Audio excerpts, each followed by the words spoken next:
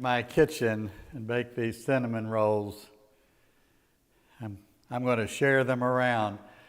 Dwight Moody here, your host for Sunday in the House. I hope it's as beautiful where you are as it is here in South Carolina. I want to give a shout out to all of you, citizens of the world, friends of the house, seekers after hope. You know, this is a great time of year, May and June. Today is June the 1st, which is the birthday. Many people have birthdays today, but it's the birthday of my home state. 1792, June the 1st, the Commonwealth of Kentucky entered the Union. So happy birthday to Kentucky. But it's a great time of year because there's so many graduations. My Facebook feed is full of notices of people in regalia and giving speeches and receiving awards, overcoming great obstacles to pursue their dreams. It is a wonderful time. There are all sorts of notices on Facebook about weddings and especially anniversaries. And if you're having a birthday or an anniversary today, blessings on you. May God fill your life with really good things. And thank you for joining us today in the house for 30 minutes of commentary on the life of Jesus. We find in Jesus His words, His deeds, His attitude, His disposition, His hospitality. We find there what the world needs today.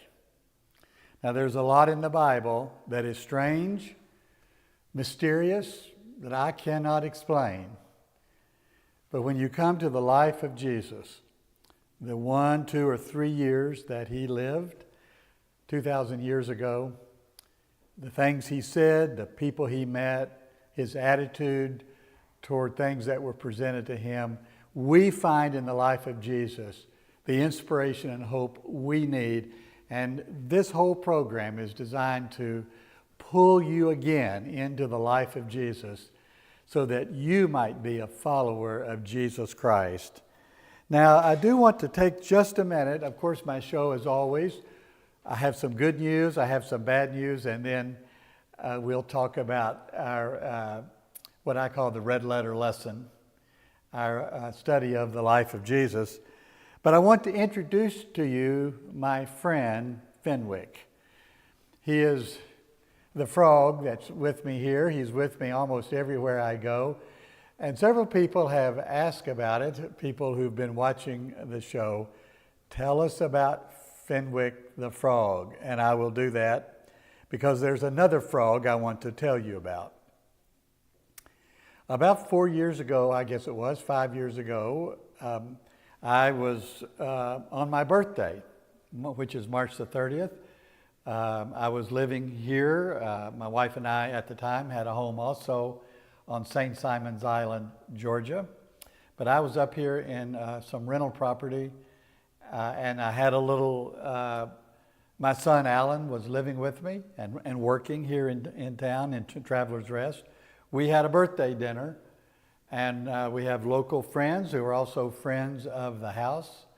They were there with us. So there were 4 of us around the table. We had a wonderful meal. I don't remember whether we had a cake or anything, but my son surprised me with a gift bag, and in the gift bag was this character.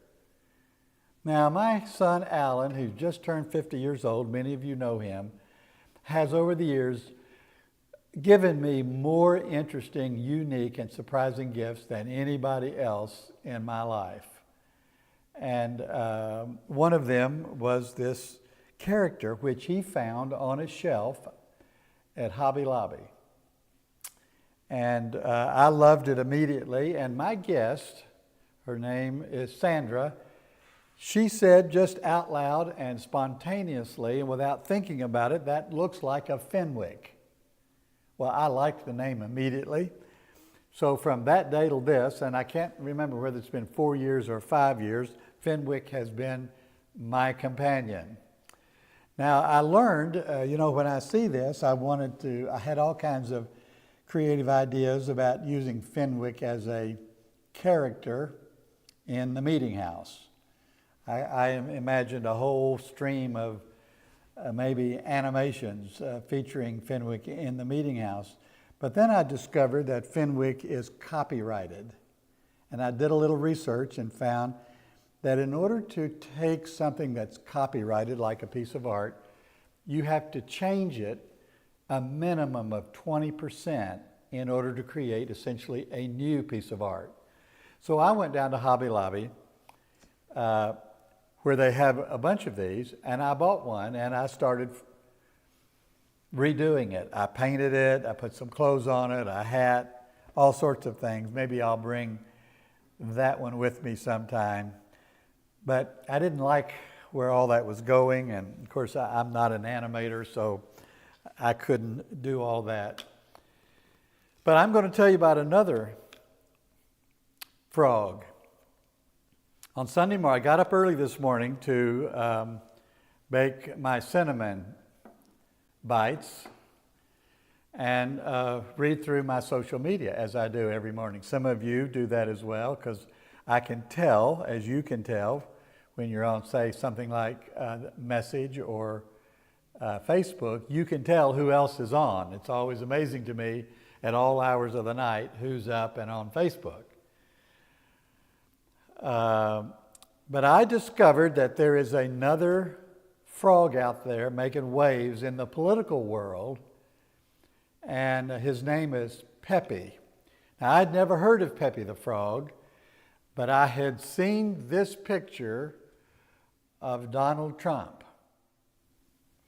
He put this up last week of himself. He sent this out on his own social media. Now, I find this image of him on a mission from God, and what is it? Nothing can stop what is about to happen. I find this offensive and silly and a contradiction to what, a president ought to be. But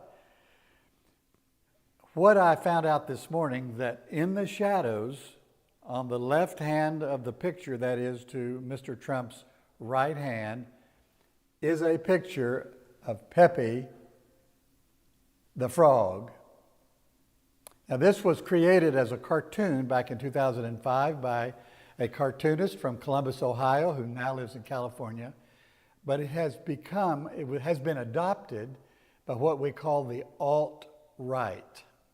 That is, right-wing people who are into conspiracy theories and militias and who are a part of the universe that supports Donald Trump.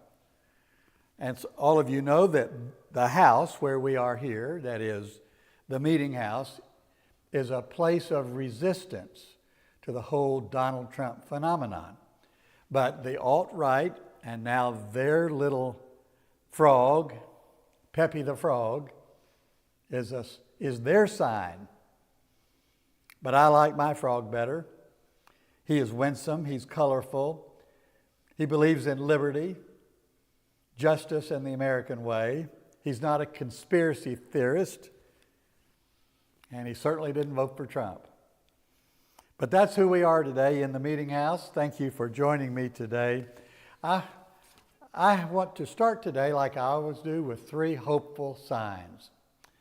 Day by day, week by week, there's so much chaos that's happening in our country and in the world that's on the screens all the time. It's been a terrible week in Ukraine, a terrible week in Gaza. Some bad things have happened in America. I'm going to talk about that in a minute. But here are 3 hopeful signs that I want you to embrace. Thank God for. Number 1, Elon Musk has taken leave of Washington, D.C. Now, many of you know that I made a protest sign some weeks ago, Easter weekend, and did a 3-day protest in the main intersection of my little town here, Travelers Rest, South Carolina. And it has 2 sides to it, and one of them you can see now in the background. Say no to Musk and say yes to Jesus. Now, I've been saying no to Musk, sometimes muttering under my breath, ever since he came onto the scene. He is an arrogant, self-centered, uncaring, uncompassionate person who came into our government and blew up the lives of hundreds of thousands of dedicated civil servants. He used his voice to denigrate them day after day and said they're lazy, they're not working, they're wasting money. This is ugliness of the worst sort. But along the way, as all this went to his head about being such an influential person, he blew up so much that is of importance to American people, including medical research and aids to dying people around the world. And of course, in the National Weather Center, here we are on the first day of hurricane season, and the staff at the National Hurricane Center, the National Weather Center, has been decimated. I could say the same thing about the national parks. We all know this to be true. Elon Musk this week said goodbye to the federal government. He's leaving, of course, with now well-publicized problems with drugs, with cars. His Tesla company has tanked. He's lost a lot of money there. And of course, there are rumors about all the trouble that he has with women. Good riddance to Elon Musk. He needs to stay gone. As a matter of fact, he's the one person, he's the one person we need to deport. We need to send him back to South Africa. He's no good for the United States. So no to Musk and yes to Jesus. Number two, good news. There are protests now all over the country. These are not always picked up by the national media or even the local media. Now, my protest here, I was a solo protester. But there are protests all over the country, in state capitals, in town hall meetings. You've seen these videos of representatives and senators and governors trying to listen to their constituencies. And you can tell that there's a lot of anger out there in America. There's a lot of resistance to what Trump and Musk have done to the country. And I take encouragement from this. Now, you know that on June the 14th, less than 2 weeks, it's Flag Day. It's also Donald Trump's birthday. But it's protest day around the country. There's going to be a protest here, Unity Park in Greenville, South Carolina. I plan to go. I'm going to take my sign. Join the protest. Be a part of a national protest. Pushback to all the ugliness that's coming out of the White House and out of Washington, D.C. So take encouragement of that. Make your own sign. Go to your own protest. Number three is that I've said this from the very beginning, that one of the ways, sometimes the only way that we have to do to respond to buffoons is to laugh and to make fun of them, to ridicule them. And sometimes, cartoonists do this. Now, I'm not a cartoonist, but sometimes there are all kinds of artists who are writing songs, singing songs, playing songs, writing cartoons, making fun of people who take themselves way too seriously, people like Elon Musk and Donald Trump. These people are doing great harm to our country. And of course, this week, we learned of Taco Trump. Have you seen this? Taco Trump. As a matter of fact, there's a picture of Donald Trump covered in tacos, dressed in tacos. It is hilarious. It means taco, T-A-C-O, Trump always chickens out, is the commentary on his on-again, off-again tariffs. It's a commentary on his inability to negotiate international wars, to bring a peace in the Middle East or peace in Ukraine. He said it was going to happen on the first day. It hasn't. Sometimes all we can do is just make fun of people like this. Now, here's some sad news of the week. Let me let me address this. Donald Trump wants to deport more than 500,000 refugees that have come into our country from Venezuela, Cuba, Haiti, and Nicaragua. They're here on temporary relief visas, but they are eligible for long-term visas, work visas, and eventually citizenship. We need these people in our country. They are escaping what people have always escaped to come to the United States: danger, violence, oppression, poverty, sickness. These are the people that we always welcome. That's what the Statue of Liberty is all about.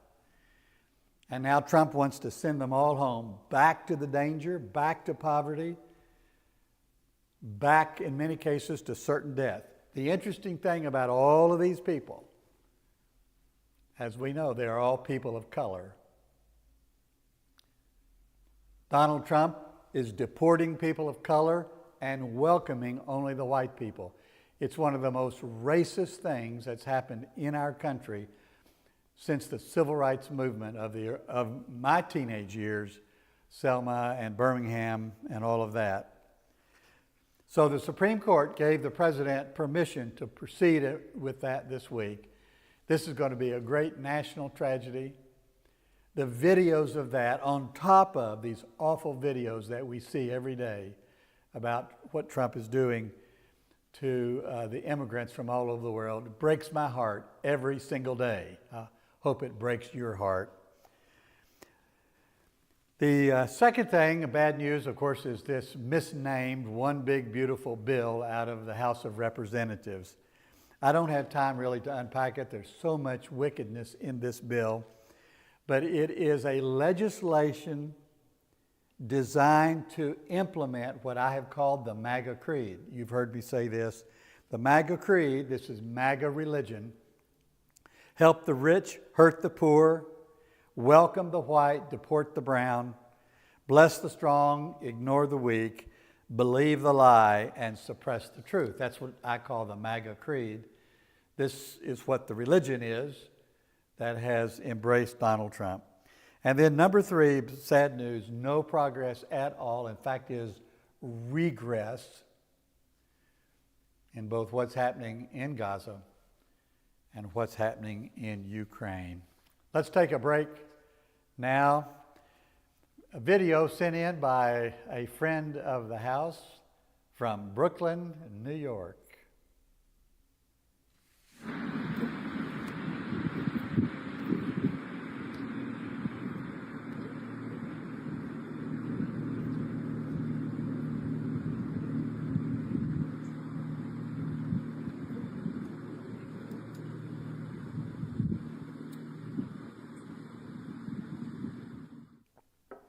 Thank you, Karen, one of our most faithful friends of the house. I encourage any of you who want to send in a 15 to 30 second video of where you are, what things look like. We'll be glad to play it. You send it in to us. Upload it to your Facebook page and let me know. We'll download it from your Facebook page and play it. Now, it's time for our red letter lesson. This is the time each week when we focus on some words of Jesus. So here are my questions as we come to the red letter, the words of Jesus. Now, I use it like this because in my Bible, this is a Bible I inherited from my dad, who was also a minister. The words of Jesus are in red, sometimes whole pages, sometimes just one sentence on a page. All the other words in black, but the words of Jesus, the words of Jesus in red. And we're going to look at a single sentence today, but because we believe the words of Jesus can inspire us to be better people, we think the words of Jesus can heal the trauma in our own lives and in our own families. We think the words of Jesus can renew the church, the Christian community in the United States, pull it away from its addiction to the wickedness of Donald Trump and MAGA. They can help us, the words of Jesus can help you and me, all of us, fulfill the very famous words of the prophet Micah, the Hebrew prophet Micah, where he said, "What does God require of us but to do justice, to love mercy, and to walk humbly with God?" To do justice, to love mercy, and walk humbly with God. Now, I want to take those three things and use them as a way of framing our whole moral universe. Now, I look at it as three concentric circles of influence, three concentric circles of life, and I drew it out so I could visualize it myself. At the center,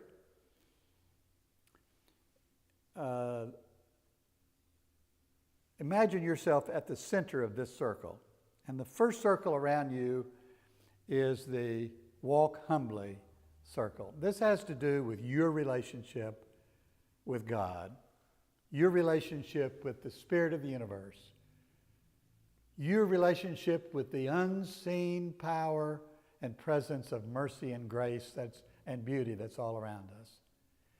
How you open your life, allow yourself to be blessed and transformed by the presence of God in your life. That's what that means. That's what that circle is. Just you and God. A little further out, there is another circle. This is the circle of our personal network, of our families, our community. If you're still involved in a church, of your congregation, your neighbors. And it corresponds to what the prophet said, we are to love mercy. That is, in our dealings with everybody we meet, that we are to be possessed by kindness and grace and forgiveness and mercy and hospitality. That we are to see in the eyes and face of every person we meet the face of Jesus. Now, Jesus taught us this, that when we have treated a person in his famous parable, I was hungry, you took me in. I was a stranger and you welcomed me. I was hungry and you fed me. I was in jail, you came to see me. I was naked, you gave me something to wear. And the disciples said, when did we ever do that to you? Jesus said this, anytime you do it to anybody, from the greatest to the least, you do it to me. It's as if the people you meet are the presence of God. Paul the Apostle, I think it is, later on says, maybe it's in the book of Hebrews, that many of us meet angels without knowing it.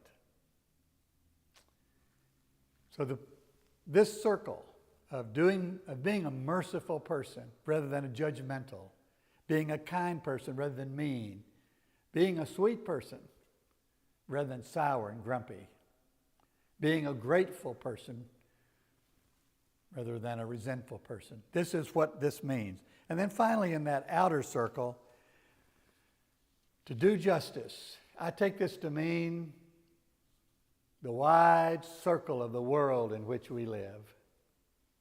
That we are to long for justice for every person in the world, not just for our people, not just for people that like us, look like us, talk like us, believe like us.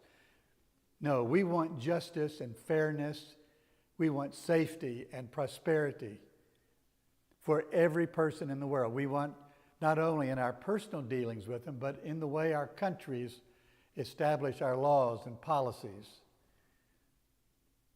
And one of the great struggles in a place like a Congress is to pass laws that do justice in the world, that lift up the fallen, that empower the weak, that give opportunity to the marginalized.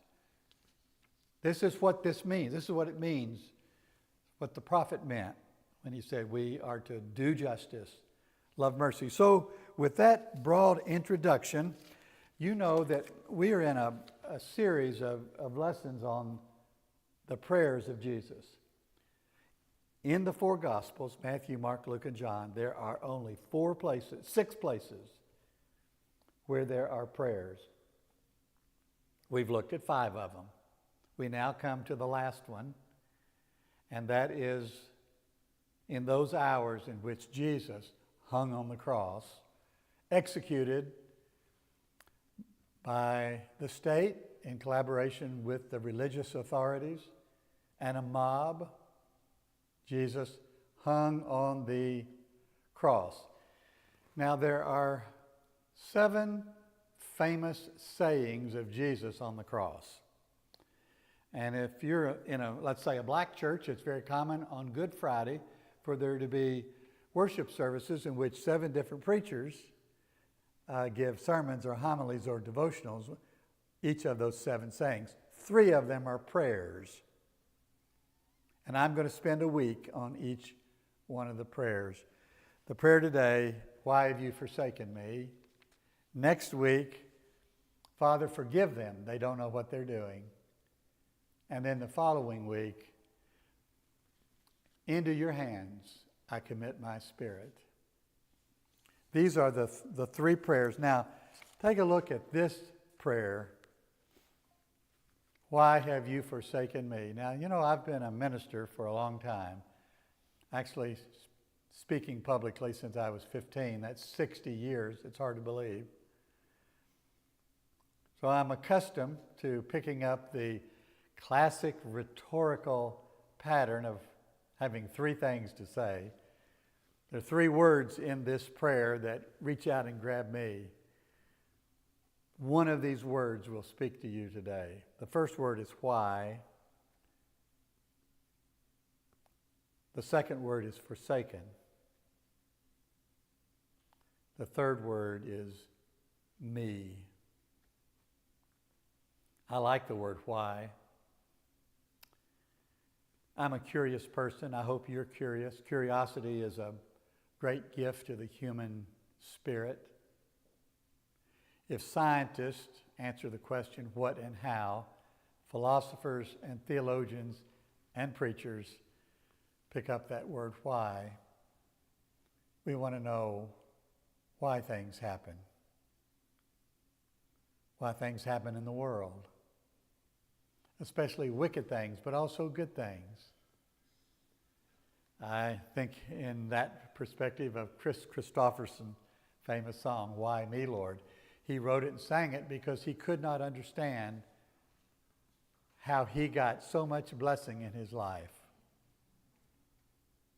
But the word why is the question of religion. We're always searching, asking ourselves, why do things happen? A rabbi, Kushner, published a book many years ago that is still in print, still sells thousands of copies, Why Good Things Happen. Why bad things happen to good people.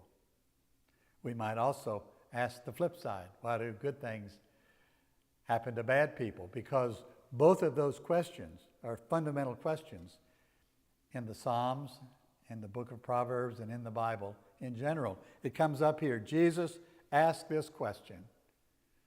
Why is this happening to me? Why?